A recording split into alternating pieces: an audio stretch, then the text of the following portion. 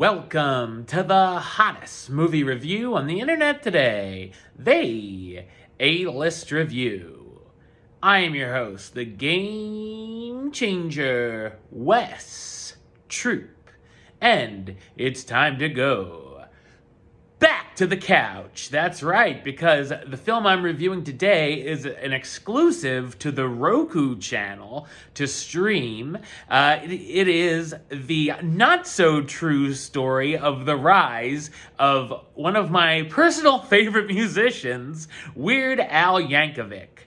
My review of the 2022 comedy, Weird, the Al Yankovic Story, coming up now.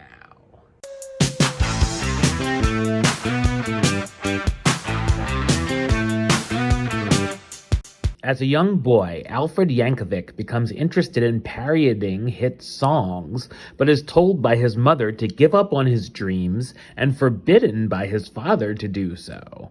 After his mother buys him an accordion from a traveling salesman, Al becomes a talented musician, and after moving out and finding roommates who can play instruments, starts a band. After some inspiration, Al begins writing parodies and becomes a pop megastar and begins dating Madonna herself. But of course, with the rise of stardom comes the fall. So what did I think of Weird? I thought it's a very amusing comedy. It's directed by Eric Appel in his directorial film debut, who also co-wrote the story with Yankovic. Back in 2010, Funny or Die released a fake movie trailer of a satirical Weird Al biopic, and over a decade later has now made a feature film of the idea. I've been a big fan of the comedy artist since I was a kid and saw him multiple times in concert. I feel like the bigger a fan of him you are, the more of a kick you'll get out of this project, but I think there's enough here for the casuals as well. If you've ever wondered what the true story of Weird Al is like, you're not going to find it here. Instead of the movie being a straight-up musical biopic such as Bohemian Rhapsody or Rocket Man, it's a parody of one, and we'd have it no other way. It certainly takes the tropes we've seen over the years from the genre, turns them on their heads, and makes fun of them from the early years dealing with non-supportive parents and sneaking out to a polka party, to making it to the big time, causing him to become egotistical and turning on the band and the people who care about him. The satire is very unpredictable, and you never quite know where it's headed, especially with some of the surprising and wacky turns it takes in the third act.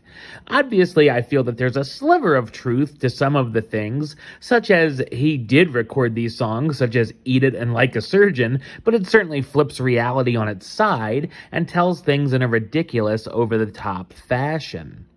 There are a lot of good laughs throughout, such as Al becoming the sexiest man alive and quickly going quadruple platinum, and the way he gets inspiration for some of his hits. A main focus also ends up being a relationship with Madonna that's pretty humorous overall. The film has a ton of cameos as well, with a lot of known actors portraying some of the odd celebrities of the 1980s, and of course Al himself making an appearance as a record producer. Daniel Radcliffe stars as Weird Al Yankovic, the well-known comedy recording artist.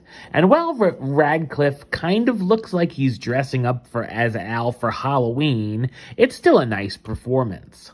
Also included are Evan Rachel Wood as Madonna, the pop icon who wants Al to parody one of her songs, Rainn Wilson as Dr. Demento, the radio broadcaster and Al's hero who takes him under his wing, and Toby Russ and Julianne Nicholson as Nick and Mary Yankovic, Al's parents. Weird is a film that dares to be stupid, showing us his life that wasn't, and succeeds making it one of the funnier comedies in recent memory. Number-wise, I'm going to give it an 8 out of 10, which gives it the A-list rating of Do It. And a high do it at that. Alright, well that's the show. I'll be back with another review very soon.